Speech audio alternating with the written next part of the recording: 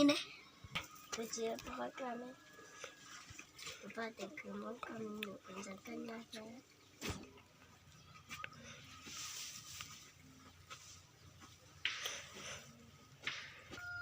Ôi dạ rồi, nó về cũng một chia cũng bỏ cái trái như nó chia cũng cho coi theo cũng mà ở trong một cỏ rồi. Cho cả giờ cơ sẽ cho mua. Cũng mua tiền một cho họ thôi.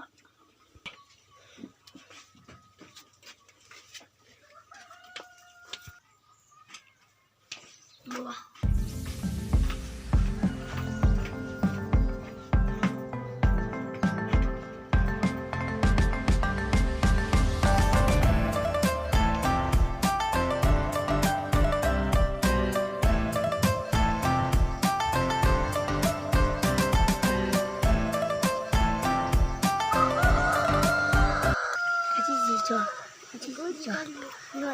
Cả chia cá gì mà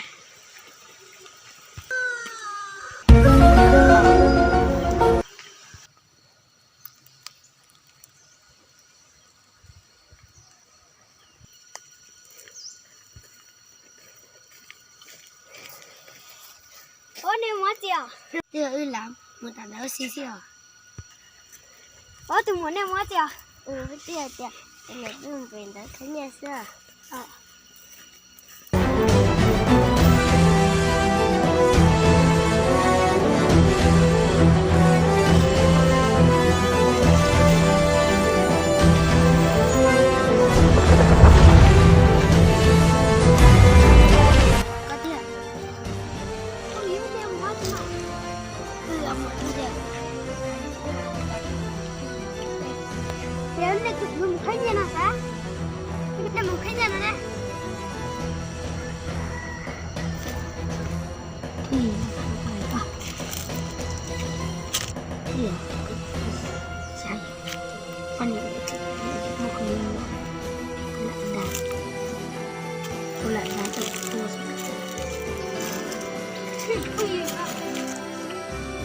Sao đây cái gì mình sẽ thấy cơ?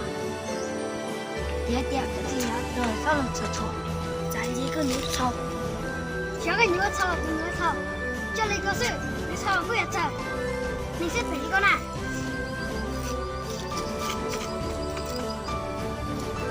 cái này cứ đáy lên chỉ mà chân chiều chứ muốn đâu có từ một ra kệ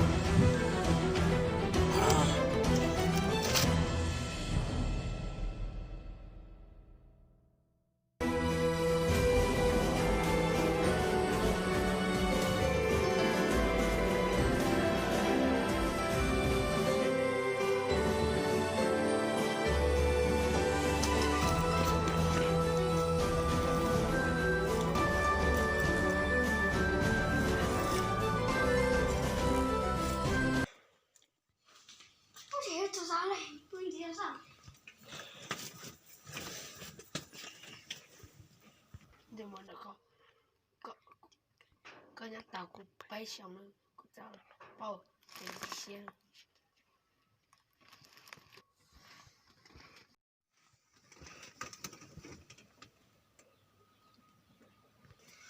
jangan terus ini nana untuk semindana. Ini nasi ini cuma dasi mah. Cuma doa ya dia kasih apa kan sih ya? Kuenya toko pesong.